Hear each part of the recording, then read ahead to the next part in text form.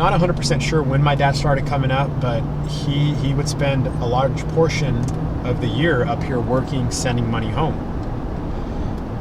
And that was good for us, but then all my siblings were left without a father, and my mother was left without someone to help raise kids in a real tough condition. My parents only had a 6th grade education, and they were afraid that if we were to stay, that's all that we would have. My dad had spent years coming up to California and working in the fields of the Central Valley, sending money home. He knew that there was a better life for us here.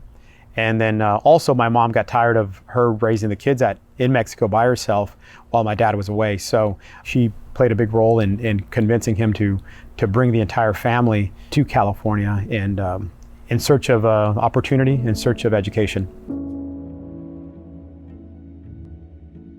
I was very happy because I thought, oh, finally our dad is going to take us with him. Finally we're going to know what El Norte looks like, and we're going to live there. And I always thought that there were so many nice things here, like toys and clothes, and I really wanted to come. I don't like change. I refuse it. Obviously, as a little girl, I had no saying. When the conversation started about my father not leaving us behind anymore and he was bringing us along, I was very, very happy. But then when the real time came, it was different.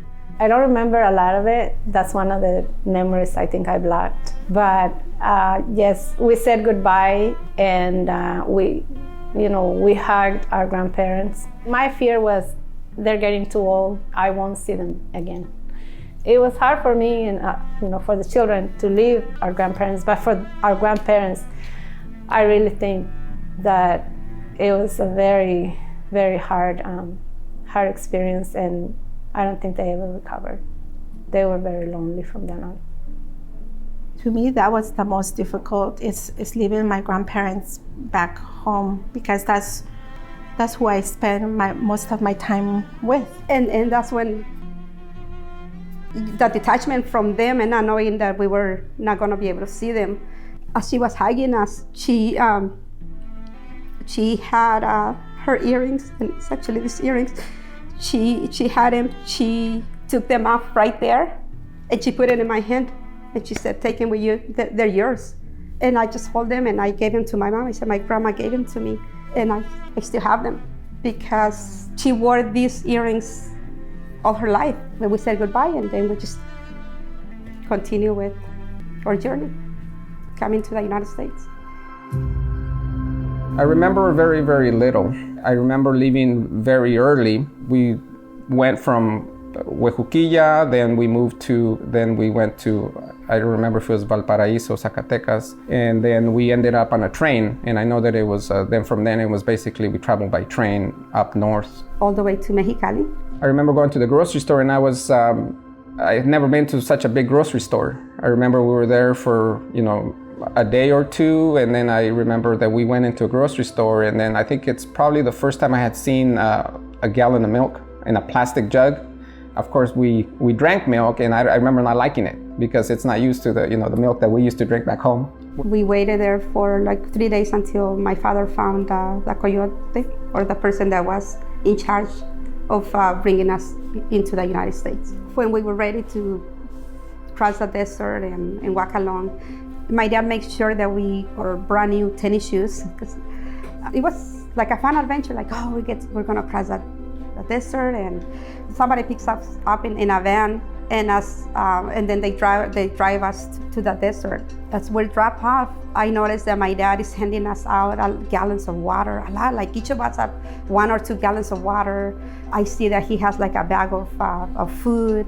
So I look at it, and I see it as a picnic. We're gonna go and we're gonna have fun, and we're gonna walk a few hours on the desert, and because I had no idea what to expect. I was just 13.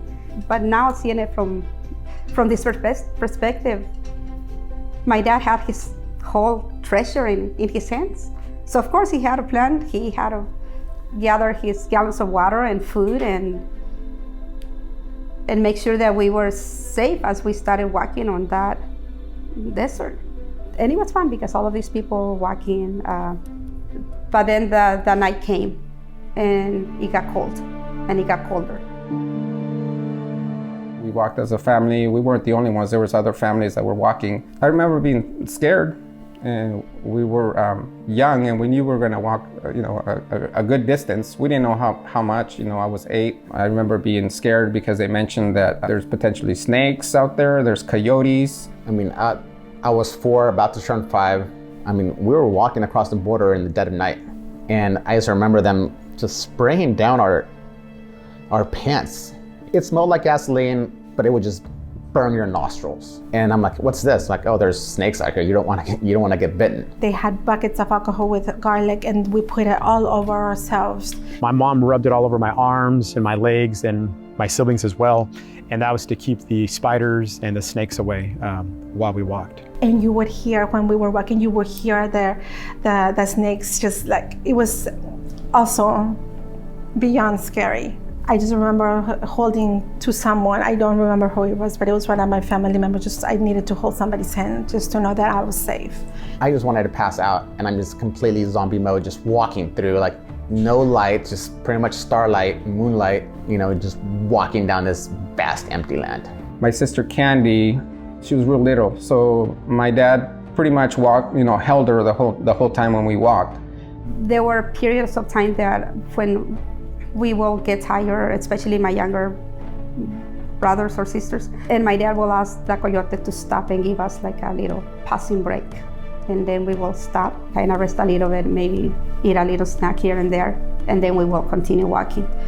And I remember walking for hours and hours, and it was around 2 in the morning when they allow us to kind of stop and take a nap. And I remember my mom telling us to go to sleep. We were little. There was, at that moment, there was 9 of us in our family. My sisters tell the story that everyone lay down and took a rest, but that my dad refused to sit down. And the reason he refused to sit down is because I think he was just keeping watch over his kids and just making sure that they were safe and that nothing bad happened to them. And I do recall that he never ever sat down or rest whatsoever. He was just walk around us. I was sick. The first time we attempted to cross, I was very sick. I remember just walking hours and hours and hours, and it was lonely and there was nobody, just the crowd we were with. You wouldn't see lights, you wouldn't see nothing. All you saw was darkness. It was the scariest thing that you can imagine. And on top of that, I was sick. And my parents, I know that my dad wanted to help me and carry me, but he couldn't because he had to carry the little ones. I do remember being carried by one of my family members the majority of the way because I was 3. I remember at one point seeing all these lights coming towards us, and I remember being excited because at that point I associated lights with like a carnival and a festival, and so I thought that that's where we were headed. Little did I know that that was the immigration, and they were gonna stop us and send us back to Mexico. I did feel scared because I thought, oh, this is real, these are the people that would not let us cross. These are the watchers, people watching and stopping people from crossing. And then, of course, they had to tell us, hide, so we had to hide behind the bushes. And they were very short bushes, you couldn't really hide much, but still it was a night, and this was a night. That's what made it scary. We were all caught and sent back to Mexico. I was so relieved. I knew that wasn't a good thing, but I was so glad because I was so tired and I was so sick, and I just wanted to go somewhere. I didn't want to keep walking.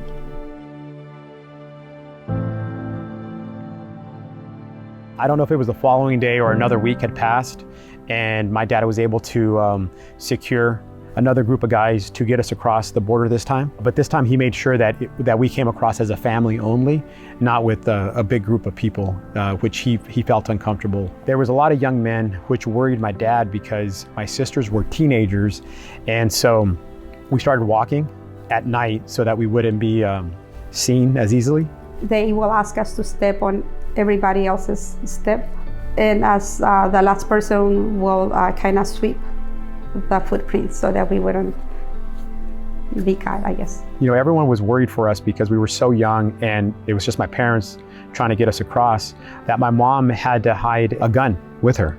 Worst case scenario, if they had to, try to get us out of a bad situation. So they were kind of prepared for everything. But my dad, he kept encouraging us, that we were getting close and that we were gonna, he kept encouraging us that we were almost there.